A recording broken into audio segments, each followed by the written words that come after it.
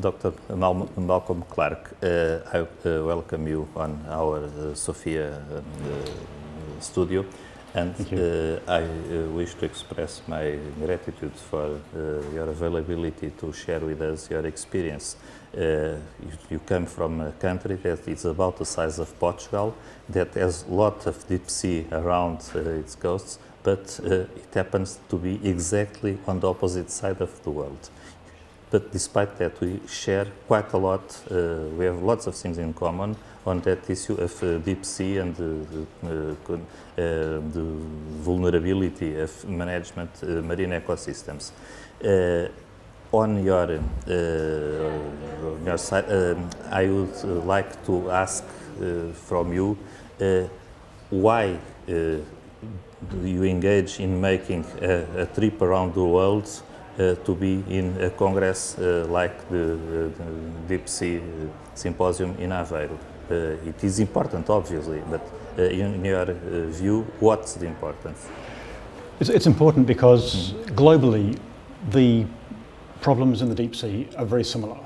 There are similar problems faced by Portugal as we have in New Zealand. And that problem effectively is how to manage the exploitation of resources, such as deep sea fisheries, while ensuring that the deep sea environment is maintained and is sustainable. So it's a case of balancing exploitation and conservation. And the experience of different countries means that you can always learn about a better or a more effective way to achieve that balance. So it's a case of learning from other countries and hopefully all of us making better decisions and improving that long-term management of deep sea resources.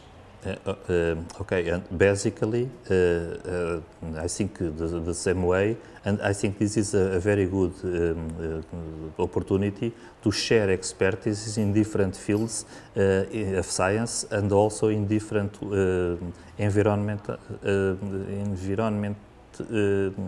for administration, because each country has its specificities for managing the problems. There are cultural differences that are legal differences, and we have to put all of that in the picture in order to get into something that is useful for the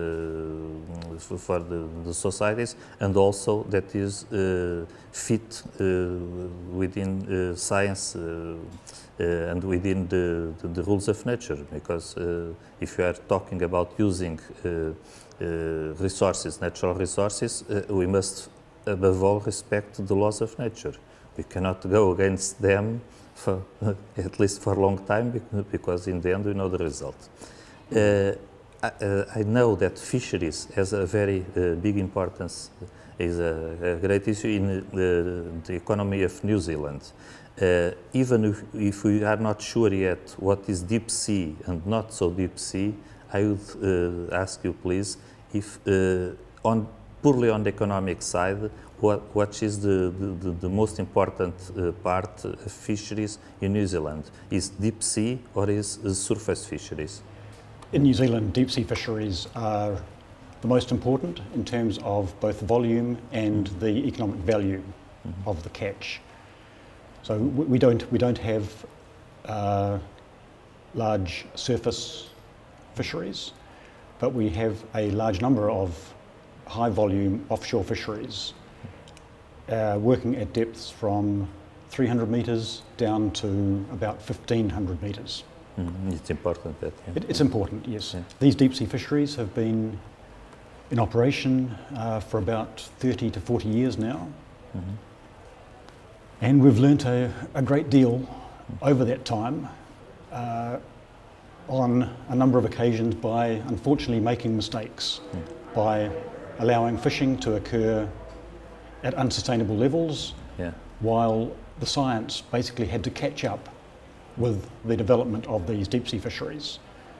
So when they started in New Zealand, the fishermen effectively knew how to catch the fish much more quickly than the scientists learnt about the life history of those fish and more quickly than the managers were able to put in place regulations to restrict the catch.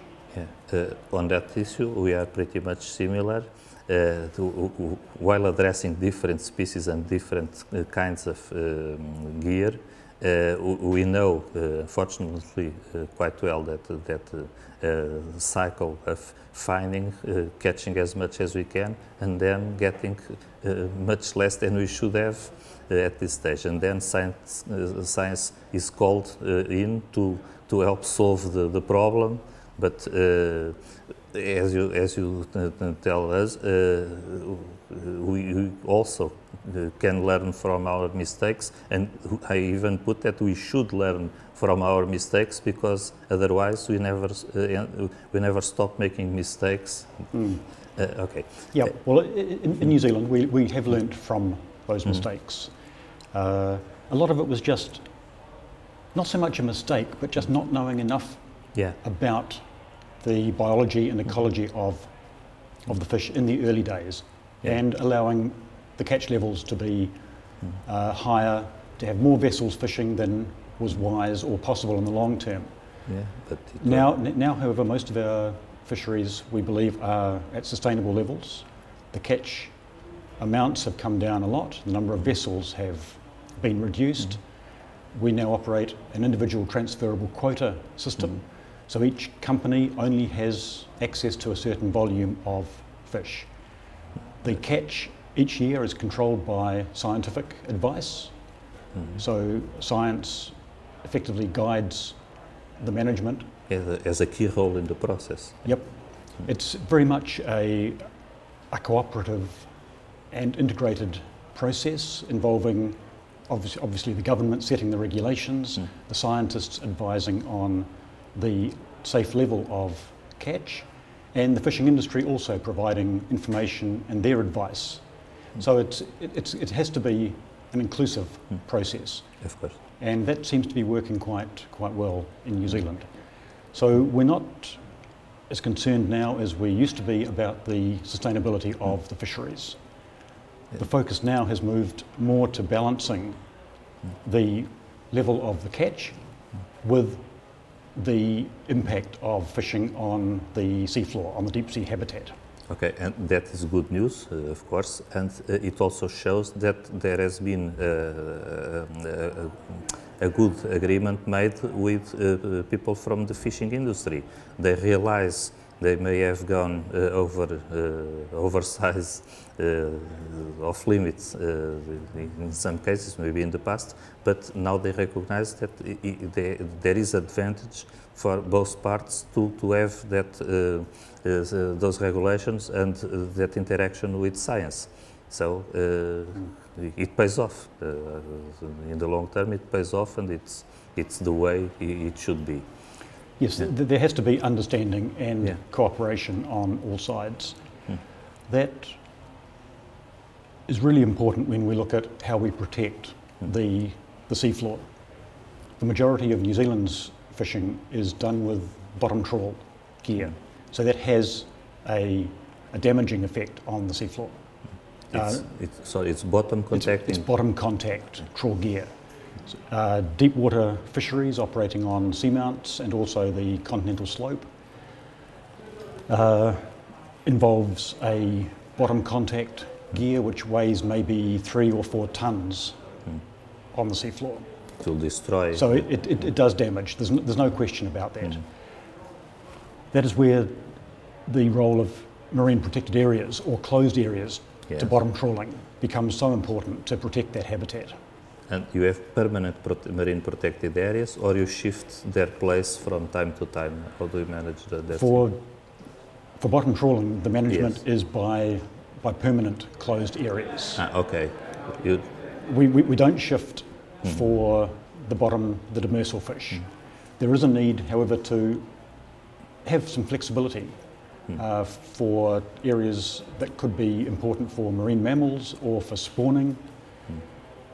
As conditions might change, as the oceanography in particular will change in the future, then those boundaries have to be flexible. But at the moment, the approach has been to close off large areas of our exclusive economic zone to bottom contact fishing. Yes. Those are marine protected areas over, let's say, forever, if that exists. Yeah, they are subject to review. Okay, and the areas that are fished, they are fished equally all over that area every year, or do you fish one part 1 year and then you leave this and move the fishing effort to another area, or it's up to the sector? Can you please tell us how it's done? In the New Zealand case, it's up to the sector. Mm-hmm.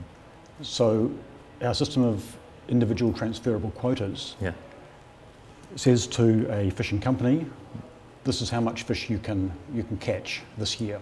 Yeah. And it's then up to the company to make its own decisions about how to most effectively and economically catch that amount of fish. It sounds sensible because, sorry to put it like this, of course you know better, but I think it's rather sensible because they are in place, in situ, they know things pretty well, and if there is a change probably they will be the first to know, and also they feel important in the process. It's good they feel they are not always controlled, but they are able to make some decisions within the limits that are fixed upon them. Mm. Yeah. It seems to be a system that works quite well, as long as the government is confident that the checks and the balances, the scientific advice that supports that process is adequate. Okay. So there has been criticism about solely a catch level, without closed areas, without protection of spawning grounds, for example. That concern is a valid one, but at present it looks as though the level of catch is sufficiently safe to not have that concern. The fisheries are closely monitored. The bycatch levels, the amount of fish taken, there are protection measures against bycatch of seabirds and damage like that. So overall, there's a high level of monitoring and compliance within the fishing industry to make sure that the damage that the fishing industry knows it causes by bottom trawling is not beyond sustainable levels. Okay, that is very important, and to have science behind the old decisions, and also to avoid overprotective attitudes that are not fully supported by science, because like that we tend to lose also credibility among the other parts, the society and the sectors. But a good scientific oriented monitoring method and good interaction with the fishing sector and surveillance as needed to make compliance to the laws are obvious needs. I take from your intervention, and can we agree on that? Yes, I think we can. The system does require a high level of monitoring. Mm-hmm. There is always going to be uncertainty in the science. Of course.